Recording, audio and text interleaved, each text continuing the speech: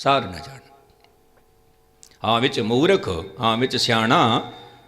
ਮਨੁੱਖ ਕਹਿੰਦਾ ਹੈ ਮੈਂ ਬਹੁਤ ਸਿਆਣਾ ਹਾਂ, ਫਿਰ ਕਦੇ ਕਦੇ ਕਹਿ ਦਿੰਦਾ ਹੈ ਮੈਂ ਤਾਂ ਮੂਰਖ ਬਣ ਗਿਆ। ਕਹਿ ਦਿੰਦਾ ਹੈ ਮੈਨੂੰ ਬੁੱਧੂ ਬਣਾ ਦਿੱਤਾ, ਮੈਨੂੰ ਮੂਰਖ ਬਣਾ ਦਿੱਤਾ। ਕਹਿੰਦੇ ਨੇ ਉਹਦੇ ਵਿੱਚ ਵੀ ਹੰਕਾਰ ਹੈ। ਮੈਂ ਮੂਰਖ ਬਣਨਾ ਤਾਂ ਨਹੀਂ ਸੀ, ਪਰ ਬਣ ਗਿਆ, ਬਣ ਗਿਆ, ਬਣ ਗਿਆ। ਉਹਦੇ ਵਿੱਚ ਵੀ ਹੰਕਾਰ ਹੈ, ਉਹਦੇ ਵਿੱਚ ਵੀ। ਸਾਹਿਬ ਜੀ ਕਹਿੰਦੇ ਨੇ ਹਾਂ ਵਿੱਚ ਮੂਰਖ, ਹਾਂ ਵਿੱਚ ਸਿਆਣਾ, ਮੋਖ ਮੁਕਤ ਕੀ ਸਾਰ ਨਾ ਜਾਣਾ। ਮਨੁੱਖ ਦੇ ਕੋਲ ਸਮਝ ਨਹੀਂ ਹੈ ਮੁਕਤੀ ਕੀ ਹੈ, ਮੋਖ ਕੀ ਹੈ। ਹੰਕਾਰ ਕਰਕੇ ਮਨੁੱਖ ਨਹੀਂ ਸਮਝ ਪਾ ਰਿਹਾ। ਮੋਖ ਮੁਕਤ ਕੀ ਸਾਰ ਨਾ ਜਾਣਾ। ਹਾਂ ਵਿੱਚ ਮਾਇਆ, ਹਾਂ ਵਿੱਚ ਛਾਇਆ, ਹਉਮੈ ਕਰ ਕਰ ਜਗਤ ਉਪਾਇਆ। ਕਹਿੰਦੇ ਨੇ ਮਨੁੱਖ ਹਉਮੈ ਦੇ ਵਿੱਚ ਹੀ ਮਾਇਆ ਦੀ ਖੇਡ ਖੇਡਦਾ ਹੈ। ਹਉਮੈ ਵਿੱਚ ਹੀ ਮਾਇਆ ਦੀ ਛਾਂ ਉਸ ਮਨੁੱਖ 'ਤੇ ਪੈਂਦੀ ਰਹਿੰਦੀ ਹੈ, ਕਾਲਕ ਪੈਂਦੀ ਰਹਿੰਦੀ ਹੈ। ਹਉਮੈ ਵਿੱਚ ਹੀ, ਹਉਮੈ ਵਿੱਚ। ਹਾਂ ਵਿੱਚ ਮਾਇਆ, ਹਾਂ ਵਿੱਚ ਛਾਇਆ, ਹਉਮੈ ਕਰ ਕਰ ਜਗਤ ਉਪਾਇਆ। ਹੰਕਾਰ ਕਰਕੇ ਹੀ ਜਗਤ ਦੇ ਵਿੱਚ ਫਿਰ ਆਉਣਾ ਹੋਇਆ, ਫਿਰ ਜਨਮ ਹੋਇਆ, ਫਿਰ ਚਲੇ ਗਏ, ਫਿਰ ਜਨਮ ਹੋਇਆ, ਫਿਰ ਚਲੇ ਗਏ। ਹਉਮੈ ਕਰ ਕਰ ਜੰਤ ਉਪਾਇਆ। ਸਾਹਿਬ ਜੀ ਕਹਿੰਦੇ ਨੇ ਹਉਮੈ ਬੂਝੈ ਤਾਂ ਦਰ ਸੂਝੈ। ਜਿਸ ਦਿਨ ਮਨੁੱਖ ਨੂੰ ਇਸ ਗੱਲ ਦੀ ਖਬਰ ਮਿਲ ਜਾਵੇ ਕਿ ਮੇਰੇ ਜੀਵਨ ਵਿੱਚ ਹੰਕਾਰ ਬਹੁਤ ਬੁਲੰਦ ਹੈ, ਕਹਿੰਦੇ ਨੇ ਉਸ ਦਿਨ ਪਰਮਾਤਮਾ ਦਾ ਦਰ ਖੁੱਲ੍ਹ ਜਾਂਦਾ ਹੈ, ਖੁੱਲ੍ਹ ਜਾਂਦਾ ਹੈ। ਜਿਸ ਦਿਨ ਮਨੁੱਖ ਨੂੰ ਸਮਝ ਆ ਗਈ ਕਿ ਮੈਂ ਹੰਕਾਰੀ ਹਾਂ, ਉਸ ਦਿਨ ਪ੍ਰਭੂ ਦਾ ਦਰ ਖੁੱਲ੍ਹ ਗਿਆ। ਹਉਮੈ ਬੂਝੈ ਤਾਂ ਦਰ ਸੂਝੈ। ਗਿਆਨ ਵਿਹੂਣਾ ਕਥ ਕਥ ਲੂਝੈ। ਜਿਹਦੇ ਕੋਲ ਗਿਆਨ ਨਹੀਂ ਹੈ ਪਰ ਕਥਨ ਕਰਦਾ ਹੈ, ਬਾਹਰ ਗਿਆਨ ਦੀ ਗੱਲ ਕਰਦਾ ਹੈ, ਅੰਦਰ ਥੋਥਾ ਹੈ, ਅੰਦਰ ਕੁਝ ਵੀ ਨਹੀਂ ਹੈ, ਗਿਆਨ ਵਿਹੂਣਾ ਹੈ। ਅਤੇ ਕਥਨ ਕਰਦਾ ਹੈ, ਅਤੇ ਕਥਨ ਕਰਦਿਆਂ ਕਰਦਿਆਂ ਕਹਿੰਦੇ ਨੇ ਉਹ ਆਪਣੇ ਆਪ ਦੇ ਵਿੱਚ ਲੁੱਝ ਰਿਹਾ ਹੈ, ਦੁਖੀ ਹੋ ਰਿਹਾ ਹੈ, ਖਪ ਰਿਹਾ ਹੈ, ਕਿਉਂਕਿ ਗਿਆਨ ਨਹੀਂ ਹੈ। ਗਿਆਨ ਵਿਹੂਣਾ ਕਥ ਕਥ ਲੂਝੈ, ਨਾਨਕ ਹੁਕਮੀ ਲਿਖੀਐ ਲੇਖ, ਜੇਹਾ ਵੇਖੈ ਤੇਹਾ ਵੇਖ। ਪਰਮਾਤਮਾ ਨੇ ਇੱਕ ਐਸੀ ਖੇਡ ਖੇਡੀ ਹੈ, ਐਸੀ ਖੇਡ। ਆਪ ਜੀ ਜਿਸ ਨੂੰ ਦੇਖਦੇ ਹੋ, ਜਿਸ ਦ੍ਰਿਸ਼ਟੀ ਦੇ ਨਾਲ, ਉਹ ਦ੍ਰਿਸ਼ਟੀ ਮਨੁੱਖ ਦੀ ਪੱਕ ਜਾਂਦੀ ਹੈ, ਪੱਕ ਜਾਂਦੀ ਹੈ। ਜਿਵੇਂ ਆਪ ਜੀ ਨੇ ਕਿਸੇ ਮਨੁੱਖ ਨੂੰ ਦੇਖਿਆ ਐਸੀ ਨਿਗਾਹ ਦੇ ਨਾਲ, ਕ੍ਰੋਧ ਦੀ ਨਿਗਾਹ ਦੇ ਨਾਲ, ਕਿ ਇਹ ਮਨੁੱਖ ਬਹੁਤ ਭੈੜਾ ਹੈ, ਬਹੁਤ ਬੁਰਾ ਹੈ, ਅਤੇ ਉਹ ਸੰਸਕਾਰ ਆਪ ਜੀ ਦੇ ਹਿਰਦੇ ਵਿੱਚ ਇਕੱਠੇ ਹੋ ਗਏ, ਇਕੱਠੇ ਹੋ ਗਏ। ਔਰ ਧੀਰੇ ਧੀਰੇ ਕਰਦਿਆਂ ਸੰਸਕਾਰ ਇਤਨੇ ਇਕੱਠੇ ਹੋ ਗਏ ਬੇਕਾਰ, ਕਹਿੰਦੇ ਨੇ ਕਿ ਮਨੁੱਖ ਉਸੇ ਤਰ੍ਹਾਂ ਦਾ ਬਣ ਗਿਆ, ਕ੍ਰੋਧੀ, ਲੋਭੀ। ਔਰ ਜੇਕਰ ਮਨੁੱਖ ਕਿਸੇ ਨੂੰ ਦੇਖਦਾ ਹੈ ਸ਼ੁਭ ਦ੍ਰਿਸ਼ਟੀ ਦੇ ਨਾਲ, ਮਨੁੱਖ ਖੁਦ ਵੀ ਵੈਸਾ ਹੀ ਬਣ ਜਾਂਦਾ ਹੈ, ਖੁਦ ਵੀ ਵੈਸਾ ਹੀ। ਜੇਹਾ ਵੇਖੇ ਤੇਹਾ ਵੇਖ। ਧੰਨ ਗੁਰੂ ਨਾਨਕ ਸਾਹਿਬ ਦਾ ਇਹ ਸ਼ਬਦ ਹੰਕਾਰ ਦੇ ਪਰਥਾਏ ਕਿ ਹੰਕਾਰ ਮਨੁੱਖ ਦੇ ਨਾਲ ਕੀ ਕਰਦਾ ਹੈ, ਕੀ ਕਰਦਾ ਹੈ। ਦੂਜਾ ਸ਼ਬਦ ਧੰਨ ਗੁਰੂ ਅੰਗਦ ਦੇਵ ਸਾਹਿਬ ਜੀ ਦਾ ਮਹਿਲਾ ਦੂਜਾ। ਉਹ ਕੀ ਕਹਿੰਦੇ ਨੇ ਸਾਹਿਬ ਜੀ? ਹਉਮੈ ਏਹਾ ਜਾਤ ਹੈ, ਹਉਮੈ ਕਰਮ ਕਮਾਏ, ਹਉਮੈ ਇਹੀ ਬੰਧਨਾ ਫਿਰ ਫਿਰ ਜੋ ਨੀ ਪਾਏ, ਹਉਮੈ ਕਿੱਥੋਂ ਉਪਜੈ ਕਿਤ ਸੰਜਮ ਇਹ ਜਾਏ, ਹਉਮੈ ਇਹੋ ਹੁਕਮ ਹੈ ਪਈਏ ਕਿਰਤ ਫਿਰਾਏ, ਹਉਮੈ ਦੀਰਘ ਰੋਗ ਹੈ ਦਾਰੂ ਵੀ ਇਸ ਮਾਹੇ, ਕਿਰਪਾ ਕਰੇ ਜੇ ਆਪਣੀ ਤਾਂ ਗੁਰ ਕਾ ਸ਼ਬਦ ਕਮਾਏ, ਨਾਨਕ ਕਹੈ ਸੁਣੋ ਜਨੋ ਇਤ ਸੰਜਮ ਦੁਖ ਜਾਏ, ਦੁਖ ਜਾਏ। ਧੰਨ ਗੁਰੂ ਅੰਗਦ ਦੇਵ ਸਾਹਿਬ ਜੀ, ਆਪ ਜੀ ਨੇ ਗੁਰੂ ਨਾਨਕ ਸਾਹਿਬ ਦੀ ਸ਼ਰਨ ਵਿੱਚ ਰਹਿ ਕੇ ਤੇ ਨਿਰੰਕਾਰ ਦੀ ਗੱਲ ਨੂੰ, ਰਹਿਮਤ ਨੂੰ ਬੁੱਝ ਲਿਆ, ਬੁੱਝ ਲਿਆ। ਮੈਂ ਇੱਥੇ ਇੱਕ ਛੋਟਾ ਜਿਹਾ ਉਦਾਹਰਨ ਦੇ ਦੇਵਾਂ, ਆਪ ਜੀ ਨੂੰ ਗੱਲ ਸਮਝ ਆ ਜਾਵੇ। ਕਹਿੰਦੇ ਨੇ ਕਿ ਧੰਨ ਗੁਰੂ ਅੰਗਦ ਦੇਵ ਸਾਹਿਬ ਦੇ ਕੋਲ ਕੁਝ ਸਿੱਧ ਆਉਂਦੇ ਨੇ, ਸਿੱਧ, ਅਤੇ ਮਨ ਵਿੱਚ ਕੀ ਸੋਚਦੇ ਨੇ ਉਹ ਕਿ ਧੰਨ ਗੁਰੂ ਨਾਨਕ ਸਾਹਿਬ ਨੂੰ ਅਸੀਂ ਵਿਚਾਰਾਂ ਦੇ ਨਾਲ ਹਰਾ ਨਹੀਂ ਪਾਏ, ਕਿਉਂਕਿ ਬਹੁਤ ਨਿਰੰਕਾਰੀ ਪੁਰਸ਼ ਸਨ ਉਹ, ਨਿਰੰਕਾਰੀ ਪੁਰਸ਼।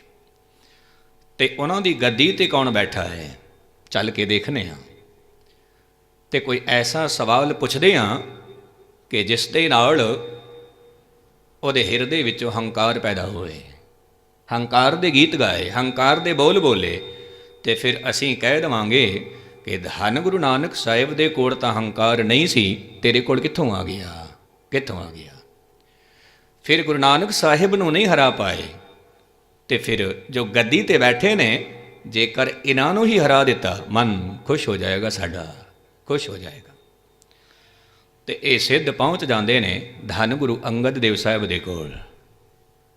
ਔਰ ਕੀ ਕਹਿੰਦੇ ਨੇ, ਇਹ ਗੌਰ ਕਰਨਾ। ਕਹਿੰਦੇ ਨੇ ਆਪ ਜੀ ਨੂੰ ਸਲਾਮ, ਡੰਡੌਤ, ਡੰਡੌਤ ਕਰਕੇ ਬੈਠ ਜਾਂਦੇ ਨੇ ਔਰ ਸਵਾਲ ਪੁੱਛਦੇ ਨੇ। ਧੰਨ ਗੁਰੂ ਨਾਨਕ ਸਾਹਿਬ ਦੇ ਬਹੁਤ ਸਾਰੇ ਸੇਵਕ ਸਨ, ਬਹੁਤ ਸਾਰੇ, ਪਰ ਗੱਦੀ ਆਪ ਜੀ ਨੂੰ ਮਿਲੀ।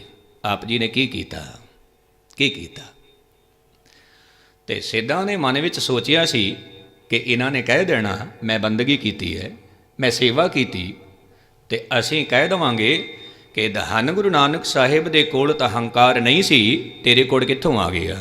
ਮੈਂ ਕੀਤੀ ਹੈ ਬੰਦਗੀ, ਮੈਂ ਕੀਤੀ ਸੇਵਾ, ਹੰਕਾਰ, ਹੰਕਾਰ। ਧੰਨ ਗੁਰੂ ਅੰਗਦ ਦੇਵ ਸਾਹਿਬ ਜੀ ਜਦੋਂ ਇਹ ਸਵਾਲ ਸੁਣਦੇ ਨੇ ਤਾਂ ਫਿਰ ਕੀ ਕਹਿੰਦੇ ਨੇ। ਕਹਿੰਦੇ ਨੇ ਕਿ ਇੱਕ ਮਾਂ ਆਪਣੇ ਬੱਚੇ ਨੂੰ ਛੱਡ ਕੇ ਚਲੀ ਜਾਂਦੀ ਹੈ। ਜਦੋਂ ਵਾਪਸ ਆਉਂਦੀ ਹੈ ਤੇ ਮਾਂ ਕੀ ਦੇਖਦੀ ਹੈ, ਉਹਦਾ ਬੱਚਾ ਗੰਦੀ ਨਾਲੀ ਦੇ ਵਿੱਚ ਡਿੱਗਿਆ ਪਿਆ ਹੈ। ਗੰਦੀ ਨਾਲੀ ਵਿੱਚ ਮਾਂ ਕੀ ਕਰਦੀ ਹੈ, ਉਸ ਨੂੰ ਉਠਾਉਂਦੀ ਹੈ, ਇਸ਼ਨਾਨ ਕਰਾਉਂਦੀ ਹੈ, ਸੋਹਣੇ ਕੱਪੜੇ ਪਵਾਉਂਦੀ ਹੈ, ਤੇ ਆਪਣੀ ਗੋਦ ਵਿੱਚ ਬਿਠਾ ਲੈਂਦੀ ਹੈ, ਪਿਆਰ ਕਰਦੀ ਹੈ, ਪਿਆਰ ਕਰਦੀ ਹੈ। ਤੇ ਮੇਰੀ ਜਿਹੜੀ ਦਸ਼ਾ ਉਸੇ ਤਰ੍ਹਾਂ ਦੀ, ਜਦੋਂ ਧੰਨ ਗੁਰੂ ਨਾਨਕ ਸਾਹਿਬ ਦੇ ਕੋਲ ਨਹੀਂ ਆਇਆ ਸੀ, ਉਸ ਤੋਂ ਪਹਿਲਾਂ ਮੇਰਾ ਜੀਵਨ ਉਸੇ ਤਰ੍ਹਾਂ ਦਾ ਸੀ ਜਿਵੇਂ ਬੱਚਾ ਗੰਦੀ ਨਾਲੀ ਦੇ ਵਿੱਚ ਡਿੱਗਿਆ ਪਿਆ ਸੀ, ਡਿੱਗਿਆ ਪਿਆ ਸੀ।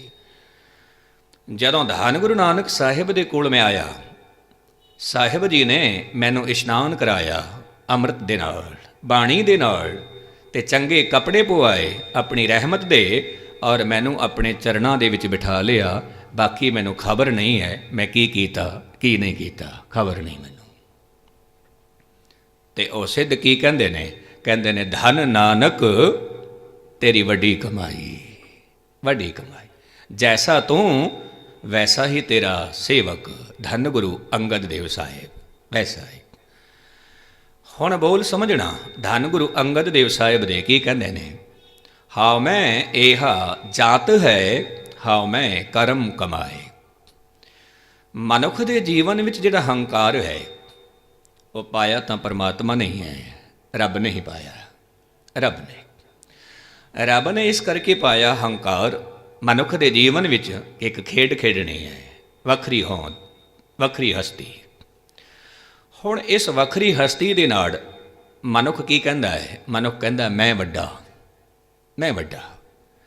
ਔਰ ਕਈ ਦਫਾ ਤਾਂ ਮਨੁੱਖ ਇਹ ਵੀ ਕਹਿ ਦਿੰਦਾ ਹੈ ਸੰਸਾਰ ਵਿੱਚ ਪਰਮਾਤਮਾ ਹੈ ਹੀ ਨਹੀਂ, ਇਹ ਵੀ ਕਹਿ ਦਿੰਦਾ ਹੈ। ਕਹਿੰਦੇ ਨੇ ਜਿਤਨੇ ਵੀ ਹੰਕਾਰੀ ਪੁਰਸ਼ ਨੇ ਉਹ ਪਰਮਾਤਮਾ ਦੀ ਹੋਂਦ ਨੂੰ ਨਹੀਂ ਮੰਨਦੇ, ਉਹ ਕਹਿੰਦੇ ਨੇ ਜੋ ਕੁਛ ਹਾਂ ਮੈਂ ਹਾਂ, ਮੈਂ ਹਾਂ। ਹਰਨਾਕਸ਼ ਕੀ ਕਹਿੰਦਾ ਸੀ, ਜਲੇ ਹਰਨਾਕਸ਼ ਥਲੇ ਹਰਨਾਕਸ਼, ਜਮੀ ਹਰਨਾਕਸ਼ ਜਮਾ ਹਰਨਾਕਸ਼। ਹੰਕਾਰ ਸੀ, ਹੰਕਾਰ ਸੀ। ਉਹ ਕਹਿੰਦਾ ਸੀ ਜਗਤ ਵਿੱਚ ਪਰਮਾਤਮਾ ਹੈ ਹੀ ਨਹੀਂ, ਹੈ ਹੀ ਨਹੀਂ, ਕਿਉਂਕਿ ਹਰਨਾਕਸ਼ ਹੰਕਾਰੀ ਸੀ, ਹੰਕਾਰੀ। ਇਤਿਹਾਸ ਲਿਖਦਾ ਹੈ ਕਿ ਧੰਨ ਗੁਰੂ ਅਰਜਨ ਦੇਵ ਸਾਹਿਬ ਦੇ ਦਰਬਾਰ ਵਿੱਚ ਇੱਕ ਐਸਾ ਮਨੁੱਖ ਆਉਂਦਾ ਹੈ ਜੋ ਆਪਣੀ ਰਚਨਾ ਲੈ ਕੇ ਆਉਂਦਾ ਹੈ, ਆਪਣੀ ਰਚਨਾ, ਜਿਹਦੇ ਵਿੱਚੋਂ ਕਾਨ੍ਹਾ, ਛੱਜੂ, ਪੀਲੂ ਤੇ ਹੋਰ ਵੀ ਕਈ ਰਚਨਾਕਾਰ ਸੀ, ਰਚਨਾਕਾਰ। ਤੇ ਧੰਨ ਗੁਰੂ ਅਰਜਨ ਦੇਵ ਸਾਹਿਬ ਜੀ ਕਹਿੰਦੇ ਨੇ ਕਿ ਆਪਣੀ ਰਚਨਾ ਸੁਣਾਓ, ਸੁਣਾਓ ਕੀ ਲਿਖਿਆ ਹੈ। ਤੇ ਉਹਨਾਂ ਦੀ ਰਚਨਾ ਵਿੱਚ ਸੀ, ਮੈਂ ਉਹੀ ਹਾਂ ਜੋ ਖੁਦਾ ਹੈ, ਮੈਂ ਉਹੀ ਹਾਂ ਜੋ ਖੁਦਾ ਹੈ। ਧੰਨ ਗੁਰੂ ਅਰਜਨ ਦੇਵ ਸਾਹਿਬ ਜੀ ਕਹਿੰਦੇ ਨੇ ਇਹ ਰਚਨਾ ਕਬੂਲ ਨਹੀਂ ਹੈ, ਕਬੂਲ ਨਹੀਂ ਹੈ, ਇਹ ਰਚਨਾ ਕਬੂਲ ਨਹੀਂ ਹੈ, ਕਬੂਲ ਨਹੀਂ ਹੈ। ਜਿਹੜਾ ਕਹਿ ਦਵੇ ਜੋ ਮੈਂ ਹਾਂ ਉਹ ਹੈ, ਇਹ ਰਚਨਾ ਕਬੂਲ ਨਹੀਂ। ਸਾਨੂੰ ਤਾਂ ਐਸੀ ਰਚਨਾ ਚਾਹੀਦੀ ਹੈ ਜੋ ਤੂੰ ਕਰਤਾ ਤੂੰ ਹੁਆ, ਮੁਝ ਮੈਂ ਰਹਾ ਨਾ ਹੂੰ, जब आपा पर का मिट गया, जित देखो तित तू तित तू। ऐसी रचना चाहिए है, ऐसी रचना। क्योंकि जिथे मैं मिटदा है उत्थे तू प्रगट होंदा है, तू प्रगट होंदा है। जिथे मैं मजबूत है उत्थे तू दी खबर नहीं मिलेगी, परमात्मा दी खबर नहीं मिलेगी। जिथे हावमे दी भावना है उत्थे परमात्मा नहीं है, नहीं है। और वाणी ये बयान कर दी है, जब हम होते तब तू नहीं, अब तू ही मैं नहीं, मैं नहीं। जदों तक मैं सी उदों तक तेरी रहमत नहीं हुई, जदों मेरा हंकार मिट गया तो तू जाहिर हो गया, प्रगट हो गया। क्योंकि परमात्मा की जिहड़ी खेड है एक ऐसी खेड है जिथे नाम ते हंकार ये दोवें कट्ठे नहीं रह सकते, कट्ठे नहीं। हाउ मैं नावे नाड़ विरोध है, दोए न वसैं एक ठाए, एक ठाए।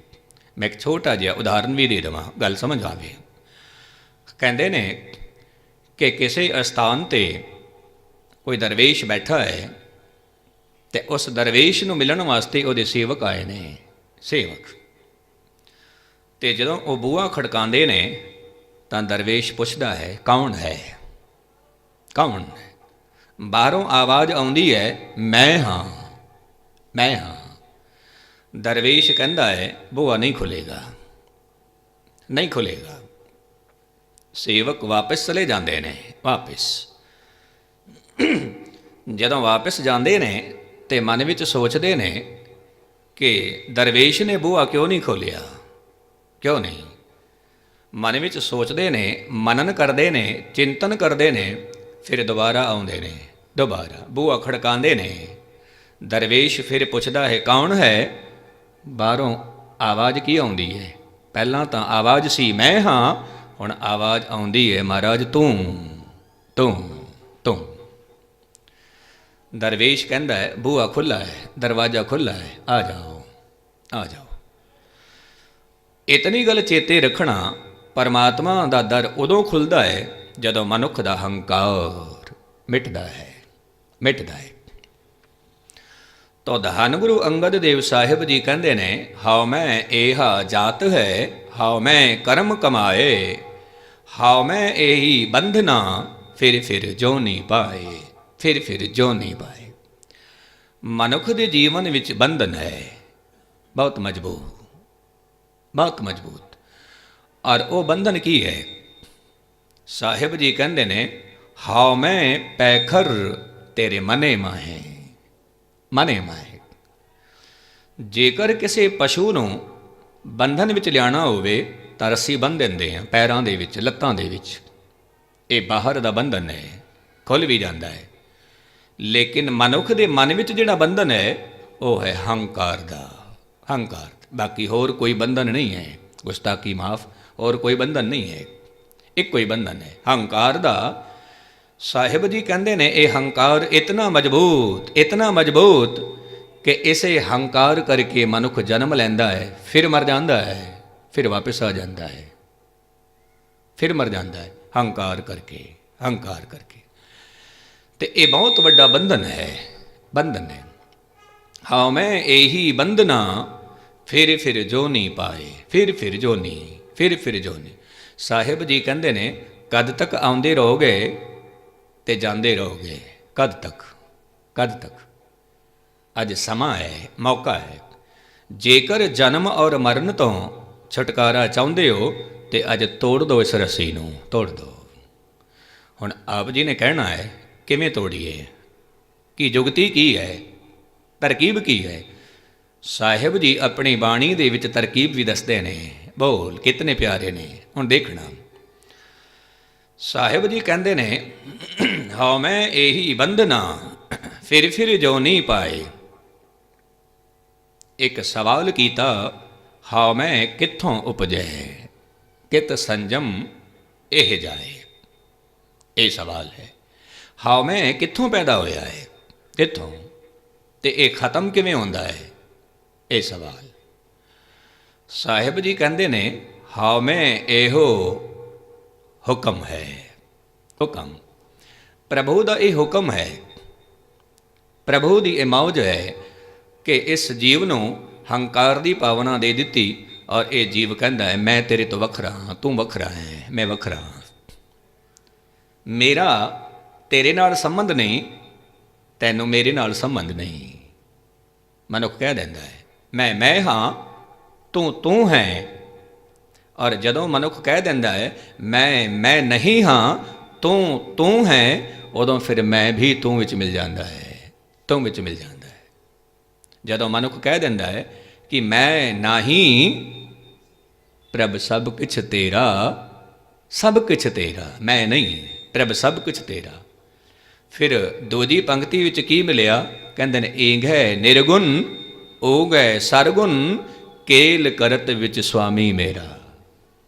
ਕਿਤਨੀ ਵੱਡੀ ਗੱਲ ਕਹਿ ਦਿੱਤੀ।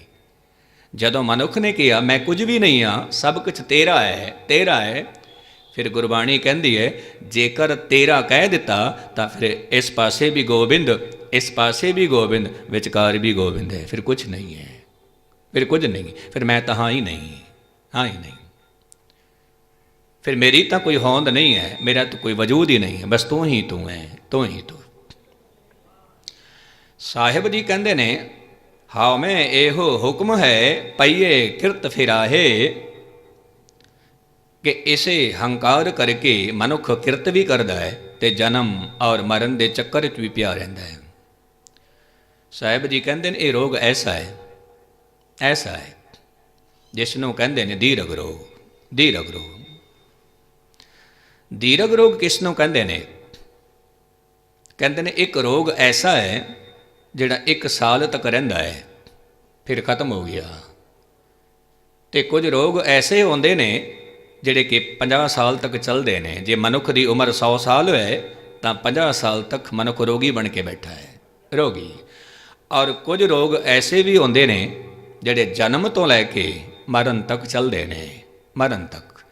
ਕਹਿੰਦੇ ਨੇ ਉਹਨਾਂ ਨੂੰ ਵੀ ਦੀਰਘ ਰੋਗ ਨਹੀਂ ਕਹਿੰਦੇ, ਉਹਨਾਂ ਨੂੰ ਵੀ, ਕਿਉਂਕਿ ਉਹ ਵੀ ਸਮਾਂ ਦੇ ਅੰਦਰ ਨੇ, ਸਮਾਂ ਦੇ ਅੰਦਰ, ਭਾਵੇਂ 50 ਸਾਲ ਭਾਵੇਂ 100 ਸਾਲ। ਪਰ ਸਾਹਿਬ ਜੀ ਕਹਿੰਦੇ ਨੇ ਹੰਕਾਰ ਇੱਕ ਐਸਾ ਰੋਗ ਹੈ ਜਿਹੜਾ ਕਿਤਨੇ ਹੀ ਜਨਮਾਂ ਤੋਂ ਚੱਲਦਾ ਆ ਰਿਹਾ ਹੈ, ਕਿਤਨੇ ਹੀ ਜਨਮਾਂ ਤੋਂ, ਕਿਤਨੇ ਹੀ ਜਨਮਾਂ ਤੋਂ। ਔਰ ਇਸੇ ਕਰਕੇ ਸਾਡਾ ਜਨਮ ਹੋਇਆ, ਇਸੇ ਕਰਕੇ ਸਾਡੀ ਮੌਤ ਹੋਈ, ਫਿਰ ਜਨਮ ਹੋਇਆ, ਫਿਰ ਮੌਤ ਹੋਈ, ਔਰ ਇਹ ਚੱਕਰ ਚੱਲਦਾ ਰਿਹਾ, ਚੱਲਦਾ ਰਿਹਾ। ਸਾਹਿਬ ਜੀ ਕਹਿੰਦੇ ਨੇ ਹਾਉ ਮੈਂ ਕਿੱਥੋਂ ਉਪਜੈ ਕਿਤ ਸੰਜਮ ਇਹ ਜਾਏ, ਹਾਉ ਮੈਂ ਇਹੋ ਹੁਕਮ ਹੈ ਪਈਏ ਕਿਰਤ ਫਿਰਾਏ, ਹਾਉ ਮੈਂ ਦੀਰਘ ਰੋਗ ਹੈ ਦਾਰੂ ਵੀ ਇਸ ਮਾਹੇ, ਦਾਰੂ ਵੀ ਇਸ ਮਾਹੇ। ਜਦੋਂ ਇਹ ਹੰਕਾਰ ਬਹੁਤ ਦੀਰਘ ਹੈ ਤੇ ਦਾਰੂ ਵੀ ਇਹਦੇ ਵਿੱਚ ਮੌਜੂਦ ਹੈ, ਦਾਰੂ, ਦਵਾਈ। ਹੁਣ ਆਪ ਜੀ ਦੇਖਣਾ ਦਵਾਈ ਇਹਦੇ ਵਿੱਚ ਕਿਵੇਂ ਮੌਜੂਦ ਹੈ? ਦਵਾਈ ਕਈ ਦਫਾ ਕੁਝ ਬੂਟੀਆਂ ਐਸੀਆਂ ਹੁੰਦੀਆਂ ਨੇ ਜੋ ਜ਼ਹਿਰ ਵੀ ਹੁੰਦੀਆਂ ਨੇ, ਅਤੇ ਕਈ ਦਫਾ ਉਹ ਜ਼ਹਿਰ ਸਮਾਂ ਪਾ ਕੇ ਦਵਾਈ ਦਾ ਰੂਪ ਧਾਰਨ ਕਰ ਲੈਂਦੇ ਨੇ, ਦਵਾਈ। ਕਈ ਦਫਾ ਸਰੀਰ ਦੇ ਵਿੱਚੋਂ ਨਿਕਲੀ ਹੋਈ ਹੰਕਾਰ ਦੀ ਭਾਵਨਾ ਮਨੁੱਖ ਨੂੰ ਰੋਗੀ ਬਣਾ ਦਿੰਦੀ ਹੈ, ਔਰ ਜਦੋਂ ਇਸੇ ਦਾ ਰੂਪ ਬਦਲਦਾ ਹੈ ਤੇ ਫਿਰ ਮਨੁੱਖ ਭਗਤ ਵੀ ਬਣ ਜਾਂਦਾ ਹੈ, ਭਗਤ ਵੀ। ਉਹ ਕਿਵੇਂ? ਜੇਕਰ ਮਨੁੱਖ ਕਹਿ ਦਵੇ ਮੈਂ ਨਿਤਨੇਮ ਕਰਨਾ ਹੈ, ਮੈਂ ਸੰਗਤ ਕਰਨੀ ਹੈ, ਮੈਂ ਪੂਜਾ ਕਰਨੀ ਹੈ, ਮੈਂ ਪਾਠ ਕਰਨਾ ਹੈ, ਮੈਂ ਭਗਤ ਬਣਨਾ ਹੈ, ਜੇਕਰ ਮਨੁੱਖ ਦੇ ਹਿਰਦੇ ਵਿੱਚ ਇਹ ਭਾਵਨਾ ਪੈਦਾ ਹੋ ਜਾਵੇ, ਕਹਿੰਦੇ ਨੇ ਇਹ ਸਕਾਰਾਤਮਕ ਸੋਚ ਹੈ। ਫਿਰ ਸਕਾਰਾਤਮਕ, ਜਿਵੇਂ ਜਿਵੇਂ ਸਿਮਰਨ ਕਰਦਾ ਹੈ, ਜਿਵੇਂ ਜਿਵੇਂ ਭਗਤੀ ਕਰਦਾ ਹੈ, ਜਦੋਂ ਉਹ ਮੰਜ਼ਿਲੇ ਮਕਸੂਦ ਤੱਕ ਪਹੁੰਚਦਾ ਹੈ, ਕਹਿੰਦੇ ਨੇ ਫਿਰ ਉਹਦਾ ਵੀ ਮੈਂ ਮਿਟ ਜਾਂਦਾ ਹੈ, ਫਿਰ ਉਹ ਖੁਦ ਖੁਦਾ ਬਣ ਜਾਂਦਾ ਹੈ, ਖੁਦਾ ਬਣ ਜਾਂਦਾ ਹੈ, ਰੱਬ ਬਣ ਜਾਂਦਾ ਹੈ। ਹਾਉ ਮੈਂ ਦੀਰਘ ਰੋਗ ਹੈ ਦਾਰੂ ਵੀ ਇਸ ਮਾਹੇ, ਕਿਰਪਾ ਕਰੇ ਜੇ ਆਪਣੀ ਤਾਂ ਗੁਰ ਕਾ ਸ਼ਬਦ ਕਮਾਏ। ਹੁਣ ਇਹ ਸ਼ਬਦ ਹੈ, ਸਾਗਰ ਹੈ। ਸ਼ਬਦ ਕਹਿੰਦੇ ਨੇ ਉਪਦੇਸ਼ ਨੂੰ, ਸ਼ਬਦ ਕਹਿੰਦੇ ਨੇ ਗਿਆਨ ਨੂੰ। ਜੇਕਰ ਮਨੁੱਖ ਗਿਆਨ ਆਪਣੇ ਹਿਰਦੇ ਵਿੱਚ ਵਸਾ ਲਵੇ, ਸ਼ਬਦ ਆਪਣੇ ਹਿਰਦੇ ਵਿੱਚ ਵਸਾ ਲਵੇ, ਤੇ ਉਹਦੇ ਮੁਤਾਬਿਕ ਤੁਰਨਾ ਸ਼ੁਰੂ ਕਰ ਦੇਵੇ। ਸਾਹਿਬ ਜੀ ਕਹਿੰਦੇ ਨੇ ਤੇਰਾ ਕੁਝ ਵੀ ਨਹੀਂ ਹੈ, ਤੂੰ ਇੱਕ ਦਰਖਤ ਤੇ ਬੈਠਾ ਹੋਇਆ ਪੰਛੀ ਹੈ, ਪੰਛੀ। ਬਾਣੀ ਦੇ ਇਹ ਬੋਲ ਨੇ, ਪ੍ਰਾਣੀ ਕਿਆ ਮੇਰਾ ਕਿਆ ਤੇਰਾ, ਜੈਸੇ ਤਰਵਰ ਪੰਖ ਬਸੇਰਾ। ਪੰਖ, ਪੰਛੀ ਕਦੇ ਇਸ ਤਰਵਰ ਤੇ ਬੈਠਾ ਹੈ, ਕਦੇ ਉਸ ਤਰਵਰ ਤੇ, ਕਦੇ ਉਸ ਦਰਖਤ ਤੇ, ਕਦੇ ਇਸ ਦਰਖਤ ਤੇ ਕਦੇ ਦਾਵਾ ਨਹੀਂ ਕਰਦਾ। ਪਰ ਮਨੁੱਖ ਦਾਵਾ ਕਰਦਾ ਹੈ, ਇਹ ਮੇਰਾ ਹੈ, ਇਹ ਮੇਰਾ ਹੈ। ਸਾਹਿਬ ਜੀ ਕਹਿੰਦੇ ਨੇ, ਜੇਕਰ ਸ਼ਬਦ ਨੂੰ ਸੁਣ ਲਿਆ, ਗੁਰ ਕਾ ਸ਼ਬਦ ਕਮਾਏ, ਨਾਨਕ ਕਹੈ ਸੁਣਹੁ ਜਨੋ, ਇਤ ਸੰਜਮ ਦੁੱਖ ਜਾਏ। ਇਹ ਤਰਕੀਬ ਹੈ, ਇਹ ਜੁਗਤੀ ਹੈ। ਇਸ ਜੁਗਤੀ ਦੇ ਨਾਲ ਆਪ ਜੀ ਦਾ ਦੁੱਖ ਮਿਟੇਗਾ। ਕਿਹੜਾ ਦੁੱਖ? ਹੰਕਾਰ ਦਾ, ਹੰਕਾਰ ਦਾ, ਹਉਮੈ ਦਾ, ਹਾਵੇ ਦਾ ਦੁੱਖ। ਕਿਉਂਕਿ ਹਉਮੈ ਹਰ ਵੇਲੇ ਆਪਣੀ ਹੋਂਦ ਬਰਕਰਾਰ ਰੱਖਦਾ ਹੈ, ਬਾਕੀ ਕਿਸੇ ਦੀ ਨਹੀਂ, ਕਿਸੇ ਦੀ ਨਹੀਂ। ਹਉਮੈ ਆਪਣੀ ਹੋਂਦ ਬਰਕਰਾਰ ਰੱਖਦਾ ਹੈ, ਖੁਦਾ ਨੂੰ ਵੀ ਨਹੀਂ ਮੰਨਦਾ। ਔਰ ਖੁਦਾ ਤੋਂ ਦੂਰੀ ਇਹੀ ਦੁੱਖ ਹੈ, ਇਹੀ ਨਰਕ ਹੈ।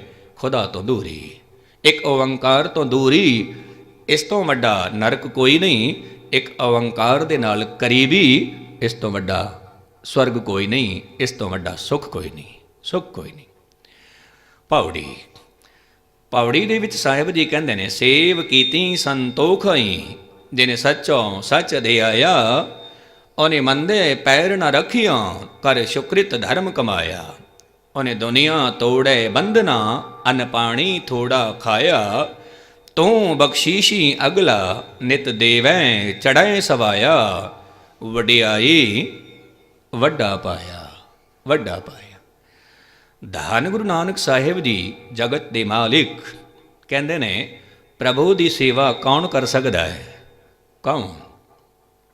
ਸੇਵਾ ਤਾਂ ਸਾਰੇ ਹੀ ਕਰਦੇ ਨੇ, ਸਾਰੇ ਕਰਦੇ ਨੇ। ਪਰ ਸਾਹਿਬ ਜੀ ਕਹਿੰਦੇ ਨੇ, ਸੇਵ ਕੀਤੀ ਸੰਤੋਖਈ, ਸੰਤੋਖਈ। ਸੇਵਾ ਤਾਂ ਸੰਤੋਖੀ ਬੰਦਾ ਕਰ ਸਕਦਾ ਹੈ, ਸੰਤੋਖੀ। ਕਿਉਂਕਿ ਸੰਤੋਖੀ ਜਦੋਂ ਸੇਵਾ ਕਰਦਾ ਹੈ, ਪ੍ਰਭੂ ਨੂੰ ਕਹਿੰਦਾ ਮੈਨੂੰ ਕੁਝ ਨਹੀਂ ਚਾਹੀਦਾ, ਕੁਝ ਨਹੀਂ। ਔਰ ਜਿਹਦੇ ਜੀਵਨ ਵਿੱਚ ਸੰਤੋਖ ਨਹੀਂ ਹੈ, ਉਹ ਜਦੋਂ ਸੇਵਾ ਕਰਦਾ ਹੈ, ਤੇ ਸੇਵਾ ਕਰਨ ਤੋਂ ਬਾਅਦ ਸੇਵਾ ਥੋੜੀ, ਮੰਗਣ ਬਹੁਤਾ, ਮੰਗਣ ਬਹੁਤਾ। ਸੇਵਾ ਥੋੜੀ ਕਰਦਾ ਹੈ, ਮੰਗਦਾ ਬਹੁਤ ਹੈ, ਮੰਗਦਾ ਬਹੁਤ ਹੈ। ਤੇ ਉਹਦੀ ਸੇਵਾ ਫਿਰ ਕੀ ਹੈ? ਸਾਹਿਬ ਜੀ ਕਹਿੰਦੇ ਨੇ, ਸੱਚੇ ਅਰਥਾਂ ਵਿੱਚ ਸੇਵਾ ਉਹਦੀ ਹੈ ਜੋ ਸੰਤੋਖੀ ਹੈ, ਸੰਤੋਖੀ। ਕਿਉਂਕਿ ਸੰਤੋਖੀ ਕਹਿੰਦਾ ਹੈ, ਮੈਨੂੰ ਬਹੁਤ ਕੁਛ ਦਿੱਤਾ ਹੈ, ਬਹੁਤ ਕੁਛ ਦਿੱਤਾ ਹੈ, ਇਤਨਾ ਦਿੱਤਾ ਹੈ, ਮੇਰੀ ਝੋਲੀ ਬਹੁਤ ਛੋਟੀ ਰਹਿ ਗਈ, ਤੇਰੀ ਦਾਤ ਬਹੁਤ ਵੱਡੀ ਹੈ, ਬਹੁਤ ਵੱਡੀ। ਇਤਨਾ ਦਿੱਤਾ, ਇਤਨਾ ਦਿੱਤਾ। ਮੈਂ ਕਈ ਦਫਾ ਅਰਜ਼ ਕਰਨਾ ਹਾਂ, ਕਹਿੰਦੇ ਨੇ ਕਿ ਜਦੋਂ ਸਿਕੰਦਰ ਹਿੰਦੁਸਤਾਨ ਦੀ ਧਰਤੀ ਤੇ ਆਇਆ, ਤਾਂ ਉਹਦੇ ਗੁਰੂ ਨੇ ਕਿਹਾ ਕਿ ਫਕੀਰਾਂ ਦੀ ਆਪਣੀ ਮੌਜ ਹੁੰਦੀ ਹੈ, ਉਹਨਾਂ ਤੋਂ ਬਚ ਕੇ ਰਹਿਣਾ, ਬਚ ਕੇ ਰਹਿਣਾ। ਉਹਨਾਂ ਦੇ ਬੋਲ ਬਹੁਤ ਕੀਮਤੀ, ਬਹੁਤ ਕੀਮਤੀ। ਸਫ਼ਰ ਕਰਦਿਆਂ ਕਰਦਿਆਂ ਇੱਕ ਅਸਥਾਨ 'ਤੇ ਪਹੁੰਚਦਾ ਹੈ, ਅਤੇ ਇੱਕ ਮਨੁੱਖ ਨੂੰ ਦੇਖਦਾ ਹੈ, ਸਿਮਰਨ ਪਈ ਕਰਦਾ ਹੈ, ਤਨ 'ਤੇ ਕੱਪੜੇ ਫਟੇ ਨੇ, ਸਰੀਰ ਕਮਜ਼ੋਰ ਹੈ, ਸਰੀਰ ਕੰਬ ਰਿਹਾ ਹੈ, ਪਰ ਫਿਰ ਵੀ ਧੰਨਵਾਦ, ਫਿਰ ਵੀ ਸ਼ੁਕਰਾਨਾ। ਸਿਕੰਦਰ ਕਹਿੰਦਾ ਹੈ, ਮੈਂ ਇਸੇ ਨੂੰ ਪੁੱਛ ਲਵਾਂ, ਸ਼ੁਕਰਾਨਾ ਕਿਸ ਗੱਲ ਦਾ? ਤੇਰੇ ਤਨ 'ਤੇ ਕੱਪੜੇ ਨਹੀਂ ਨੇ। ਸ਼ੁਕਰਾਨਾ ਕਿਸ ਗੱਲ ਦਾ? ਤੇਰਾ ਸਰੀਰ ਕੰਬ ਰਿਹਾ ਹੈ, ਇਤਨਾ ਕਮਜ਼ੋਰ। ਸ਼ੁਕਰਾਨਾ ਕਿਸ ਗੱਲ ਦਾ? ਤੇਰੇ ਪੱਲੇ ਕੁਝ ਵੀ ਨਹੀਂ ਹੈ। ਸ਼ੁਕਰਾਨਾ ਕਿਸ ਗੱਲ ਦਾ? ਕਿਸ ਗੱਲ ਦਾ? ਜਦੋਂ ਇਹ ਗੱਲ ਪੁੱਛਦਾ ਹੈ, ਤਾਂ ਉਹ ਫਕੀਰ ਕੀ ਕਹਿੰਦਾ ਹੈ? ਸਿਕੰਦਰ ਨੂੰ ਕਹਿੰਦਾ, ਹੇ ਸਿਕੰਦਰ, ਗੱਲ ਠੀਕ ਹੈ, ਮੇਰੇ ਤਨ 'ਤੇ ਕੱਪੜੇ ਨਹੀਂ, ਗੱਲ ਠੀਕ ਹੈ, ਮੇਰਾ ਸਰੀਰ ਕਮਜ਼ੋਰ ਹੈ, ਗੱਲ ਠੀਕ ਹੈ, ਮੇਰੇ ਪੱਲੇ ਕੁਝ ਵੀ ਨਹੀਂ, ਪਰ ਸ਼ੁਕਰਾਨਾ ਇਸ ਬਾਤ ਕਾ ਕਿ ਪ੍ਰਭੂ ਨੇ ਮੈਨੂੰ ਮਨੁੱਖ ਬਣਾ ਦਿੱਤਾ, ਜਿਹਦੇ ਮੈਂ ਕਾਬਿਲ ਵੀ ਨਹੀਂ ਸੀ, ਕਾਬਿਲ ਵੀ ਨਹੀਂ ਸੀ। ਜੇਕਰ ਮੈਨੂੰ ਪਸ਼ੂ ਬਣਾ ਦਿੰਦਾ, ਮੈਂ ਕੀ ਕਰਦਾ? ਜੇ ਪੰਛੀ ਬਣਾ ਦਿੰਦਾ, ਮੈਂ ਕੀ ਕਰਦਾ? ਮੈਨੂੰ ਸੱਪ ਬਣਾ ਦਿੰਦਾ, ਮੈਂ ਕੀ ਕਰਦਾ? ਪਰ ਉਸਨੇ ਮੈਨੂੰ ਮਨੁੱਖ ਬਣਾ ਦਿੱਤਾ, ਮੈਂ ਉਹਦਾ ਧੰਨਵਾਦ ਪਈ ਕਰਦਾ, ਉਹਦਾ ਸ਼ੁਕਰਾਨਾ, ਉਹਦਾ ਸ਼ੁਕਰਾਨਾ। ਇਸ ਨੂੰ ਕਹਿੰਦੇ ਨੇ, ਸੇਵ ਕੀਤੀ ਸੰਤੋਖਈ, ਜਿਨ ਸੱਚੋ ਸੱਚ ਦਿਆਇਆ। ਸੱਚ ਤੋਂ ਸਿਵਾਏ ਉਹ ਕੋਈ ਜਾਪ ਨਹੀਂ ਕਰਦੇ, ਸੱਚ ਦਾ ਜਾਪ। ਕਿਉਂਕਿ ਧਿਆਨ ਵੀ ਤਾਂ ਲੱਗਦਾ ਹੈ ਜਦੋਂ ਸੰਤੋਖ ਹੋਵੇ। ਮੇਰੀ ਅਰਜ਼ ਨੂੰ ਸਮਝਣਾ, ਬਿਰਤੀ ਤਾਂ ਜੁੜਦੀ ਹੈ, ਸੁਰਤੀ ਤਾਂ ਜੁੜਦੀ ਹੈ ਜਦੋਂ ਸੰਤੋਖ ਹੋਵੇ। ਸੰਤੋਖ। ਆਪ ਜੀ ਧਿਆਨ ਵਿੱਚ ਬੈਠੇ ਹੋ, ਪਰ ਮਨ ਕਹਿੰਦਾ ਹੈ ਸਾਡੇ ਪੱਲੇ ਤਾਂ ਕੁਝ ਵੀ ਨਹੀਂ, ਧਿਆਨ ਕਿੱਥੇ ਲੱਗੇਗਾ, ਕਿੱਥੇ ਲੱਗੇਗਾ? ਆਪ ਜੀ ਧਿਆਨ ਵਿੱਚ ਬੈਠੇ ਹੋ, ਮਨ ਕਹਿੰਦਾ ਹੈ ਕੱਲ੍ਹ ਦਾ ਕੀ ਹੋਵੇਗਾ, ਧਿਆਨ ਕਿੱਥੇ ਲੱਗੇਗਾ? ਕਿੱਥੇ ਲੱਗੇਗਾ? ਧਿਆਨ ਉਸ ਦਾ ਲੱਗਦਾ ਹੈ ਜਿਹੜਾ ਸੰਤੋਖੀ ਹੈ, ਸੰਤੋਖੀ। ਧਿਆਨ ਉਸ ਦਾ ਲੱਗਦਾ ਹੈ ਜਿਹੜਾ ਕਹਿੰਦਾ ਹੈ ਬਹੁਤ ਕੁਛ ਦਿੱਤਾ ਹੈ, ਬਹੁਤ ਕੁਛ। ਇਸ ਕਰਕੇ ਦਾਨਸ ਬੰਦ ਕਹਿੰਦੇ ਨੇ ਕਿ ਜੇਕਰ ਧਨ ਦੇਖਣਾ ਹੋਵੇ ਤਾਂ ਆਪਣੇ ਤੋਂ ਨੀਵੇਂ ਦਾ ਦੇਖੋ, ਧਨ। ਜੇ ਧਨ ਦੇਖਣਾ ਆਪਣੇ ਤੋਂ ਨੀਵੇਂ ਦਾ, ਜੇ ਧਰਮ ਦੇਖਣਾ ਆਪਣੇ ਤੋਂ ਉੱਚੇ ਦਾ, ਆਪਣੇ ਤੋਂ ਉੱਚੇ ਦਾ, ਕਿ ਇਹਦਾ ਧਰਮ ਕਿਤਨਾ ਉੱਚਾ ਹੈ, ਇਹਦੇ ਕੋਲ ਬੰਦਗੀ ਕਿਤਨੀ ਕਮਾਲ ਦੀ ਹੈ, ਇਹ ਕਿਤਨਾ ਪਿਆਰਾ ਭਗਤ ਹੈ, ਉਹਨੂੰ ਦੇਖੋ ਤੇ ਤੁਸੀਂ ਵੀ ਸੰਤ ਬਣੋਗੇ, ਭਗਤ ਬਣੋਗੇ। ਜੇ ਧਨ ਦੇਖਣਾ ਹੋਵੇ ਆਪਣੇ ਤੋਂ ਨੀਵੇਂ ਦਾ ਦੇਖੋ, ਨੀਵੇਂ ਦਾ, ਕਿ ਇਹਦੇ ਕੋਲ ਤਾਂ ਕੁਝ ਵੀ ਨਹੀਂ ਹੈ, ਮੇਰੇ ਕੋਲ ਤਾਂ ਸਭ ਕੁਛ ਹੈ। ਫਿਰ ਧੰਨਵਾਦ ਦੇ ਬੋਲ ਨਿਕਲਣਗੇ, ਧੰਨਵਾਦ ਦੇ। ਪਰ ਮਨੁੱਖ ਕੀ ਕਰਦਾ ਹੈ? ਧਰਮ ਦੇਖਦਾ ਹੈ ਆਪਣੇ ਤੋਂ ਨੀਵੇਂ ਦਾ ਤੇ ਧਨ ਦੇਖਦਾ ਹੈ ਆਪਣੇ ਤੋਂ ਉੱਚੇ ਦਾ, ਉੱਚੇ ਦਾ। ਕਹਿੰਦਾ ਹੈ ਕਿ ਇਹ ਮਨੁੱਖ ਦੇਖ, ਇਹਦੇ ਕੋਲ ਕਿਤਨਾ ਧਨ ਹੈ, ਮੇਰੇ ਕੋਲ ਤਾਂ ਕੁਝ ਵੀ ਨਹੀਂ ਹੈ, ਕੁਝ ਵੀ ਨਹੀਂ ਹੈ। ਤੇ ਧਰਮ ਕਿਹਦਾ ਦੇਖਦਾ ਹੈ? ਆਪਣੇ ਤੋਂ ਨੀਵੇਂ ਦਾ। ਕਹਿੰਦਾ ਹੈ ਉਹ ਮਨੁੱਖ ਤਾਂ ਕਦੇ ਵੀ ਜਾਪ ਨਹੀਂ ਕਰਦਾ ਮੈਂ ਕੁਛ ਤਾਂ ਕਰ ਲੈਂਦਾ, ਮੈਂ ਇਸ ਤੋਂ ਵੱਡਾ, ਇਸ ਤੋਂ ਵੱਡਾ। ਪਰ ਨਹੀਂ, ਧਰਮ ਦੇਖਣਾ ਆਪਣੇ ਤੋਂ ਉੱਚੇ ਦਾ, ਧਨ ਦੇਖਣਾ ਆਪਣੇ ਤੋਂ ਨੀਵੇਂ ਦਾ। ਸ਼ੁਕਰਾਨੇ ਦੇ ਬੋਲ ਨਿਕਲਣਗੇ, ਬੋਲ। ਸਾਹਿਬ ਜੀ ਕਹਿੰਦੇ ਨੇ ਸੇਵ ਕੀਤੀ ਸੰਤੋਖਾਈ ਜਿਨ ਸੱਚੋ ਸੱਚ ਦੇ ਆਇਆ, ਉਹਨੇ ਮੰਦੇ ਪੈਰ ਨਾ ਰੱਖਿਓਨ ਕਰ ਸ਼ੁਕਰਿਤ ਧਰਮ ਕਮਾਇਆ। ਇਹ ਪੰਕਤੀ ਚੇਤੇ ਰੱਖਣਾ, ਜਿਹੜੇ ਪਰਮਾਤਮਾ ਦੇ ਭਗਤ ਹੁੰਦੇ ਨੇ ਉਹ ਮੰਦੇ ਪੈਰ ਨਹੀਂ ਰੱਖਦੇ, ਮੰਦੀ ਥਾਂ ਤੇ ਨਹੀਂ ਜਾਂਦੇ, ਮੰਦੇ ਕਰਮ ਨਹੀਂ ਕਰਦੇ, ਕਰ ਸ਼ੁਕਰਿਤ ਧਰਮ ਕਮਾਇਆ। ਕਿਉਂਕਿ ਧਰਮ ਕੀ ਹੈ? ਚੰਗੇ ਕਰਮ, ਸ਼ੁਕਰਿਤ ਕਰਮ। ਜੇਕਰ ਮਨੁੱਖ ਕਵੇ ਕਿ ਮੈਂ ਧਾਰਮਿਕ ਹਾਂ ਪਰ ਕਰਮ ਮਾੜੇ ਕਰੀ ਜਾ ਰਿਹਾ ਹੈ, ਉਹ ਧਾਰਮਿਕ ਕਿੱਥੋਂ ਹੈ? ਕਿੱਥੋਂ? ਸਾਹਿਬ ਜੀ ਕਹਿੰਦੇ ਨੇ ਉਹਨੇ ਮੰਦੇ ਪੈਰ ਨਾ ਰੱਖਿਓਨ ਕਰ ਸ਼ੁਕਰਿਤ ਧਰਮ ਕਮਾਇਆ, ਉਹਨੇ ਦੁਨੀਆ ਤੋੜੇ ਬੰਧਨਾ ਅਨ ਪਾਣੀ ਥੋੜਾ ਖਾਇਆ। ਸਿਆਣੇ ਕਹਿੰਦੇ ਨੇ ਕਿ ਸੰਸਾਰ ਦੇ ਵਿੱਚ ਦੋ ਕਿਸਮ ਦੇ ਬੰਧਨ ਹਨ, ਦੋ ਕਿਸਮ ਦੇ। ਕਿਹੜੇ ਕਿਹੜੇ? ਬਹੁਤਾ ਖਾਣਾ ਤੇ ਬਹੁਤਾ ਸੋਣਾ, ਇਹ ਦੋ ਕਿਸਮ ਦੇ ਬੰਧਨ ਨੇ।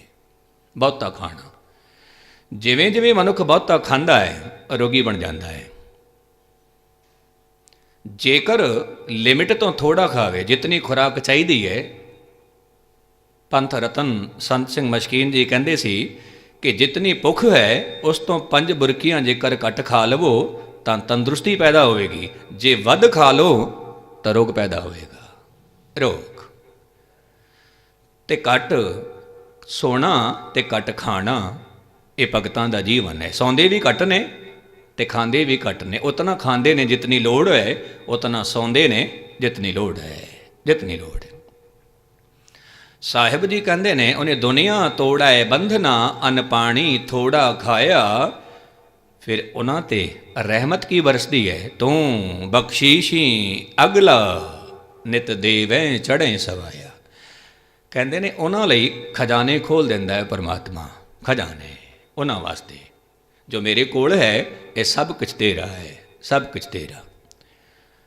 ਫਿਰ ਉਹ ਭਗਤ ਕੀ ਕਰਦੇ ਨੇ? ਜਦੋਂ ਪਰਮਾਤਮਾ ਨੇ ਉਹਨਾਂ ਲਈ ਖਜ਼ਾਨੇ ਖੋਲ੍ਹ ਦਿੱਤੇ ਤੇ ਭਗਤ ਕੀ ਕਰਦੇ ਨੇ? ਉਤਨਾ ਹੀ ਖਾਂਦੇ ਨੇ ਜਿਤਨੀ ਲੋੜ ਹੈ, ਉਤਨਾ ਹੀ ਲੈਂਦੇ ਨੇ ਜਿਤਨੀ ਲੋੜ ਹੈ, ਕੱਪੜੇ ਉਤਨੇ ਹੀ ਪਾਉਂਦੇ ਨੇ ਜਿਤਨੀ ਲੋੜ ਹੈ। ਐਸਾ ਨਹੀਂ ਕਿ ਪ੍ਰਭੂ ਨੇ ਖਜ਼ਾਨਾ ਖੋਲ੍ਹ ਦਿੱਤਾ ਤੇ ਆਪਣੀ ਮਰਜ਼ੀ ਦੇ ਮੁਤਾਬਿਕ ਸਮਾਂ ਬਿਤਾਣਾ, ਐਸਾ ਨਹੀਂ, ਐਸਾ ਨਹੀਂ।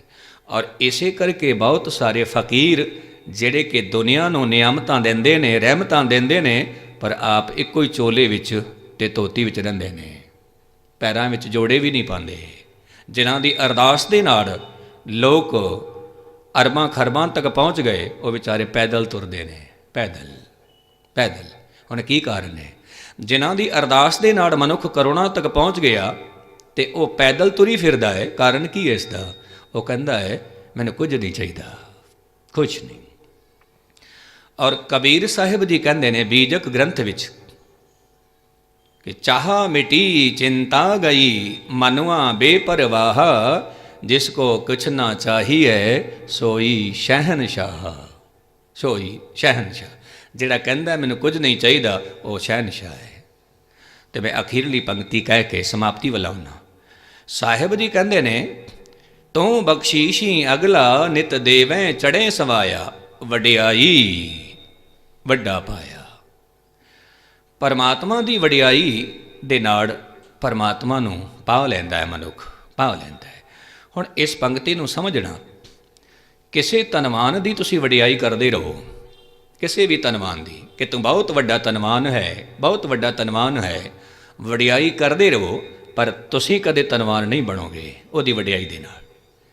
ਕਿਸੇ ਮੂਰਤੀਕਾਰ ਨੂੰ ਕਹਿੰਦੇ ਰਹੋ ਤੂੰ ਬਹੁਤ ਕਮਾਲ ਦਾ ਮੂਰਤੀਕਾਰ ਹੈ, ਉਹਦੀ ਸਿਫਤ ਕਰਦੇ ਰਹੋ, ਵਡਿਆਈ ਕਰਦੇ ਰਹੋ, ਪਰ ਮੂਰਤੀ ਬਣਾਉਣੀ ਤੁਸੀਂ ਨਹੀਂ ਸਿੱਖ ਸਕਦੇ, ਤੁਸੀਂ ਨਹੀਂ ਸਿੱਖ ਸਕਦੇ।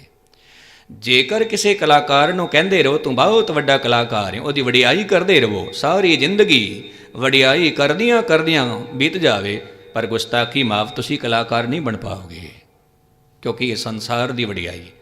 ਪਰ ਜੇਕਰ ਤੁਸੀਂ ਪਰਮਾਤਮਾ ਦੀ ਵਡਿਆਈ ਕਰਦੇ ਹੋ, ਮੈਂ ਦਾਅਵੇ ਦੇ ਨਾਲ ਕਹਿੰਦਾ ਤੁਸੀਂ ਰੱਬ ਬਣ ਜਾਓਗੇ, ਰੱਬ ਬਣ ਜਾਓਗੇ, ਤੁਸੀਂ ਰੱਬ ਵਿੱਚ ਵਿਲੀਨ ਹੋ ਜਾਓਗੇ। ਜੇ ਪਰਮਾਤਮਾ ਨੂੰ ਕਹੋਗੇ ਹੇ ਪ੍ਰਭੂ ਤੂੰ ਬਹੁਤ ਵੱਡਾ ਧਨਵਾਨ ਹੈ, ਤੁਸੀਂ ਵੀ ਧਨਵਾਨ ਬਣ ਜਾਓਗੇ। ਜੇ ਤੁਸੀਂ ਪਰਮਾਤਮਾ ਨੂੰ ਕਹਿੰਦੇ ਹੋ ਤੂੰ ਬਹੁਤ ਵੱਡਾ ਗਿਆਨਵੰਤ ਹੈ, ਤੁਸੀਂ ਵੀ ਗਿਆਨਵੰਤ ਬਣ ਜਾਓਗੇ।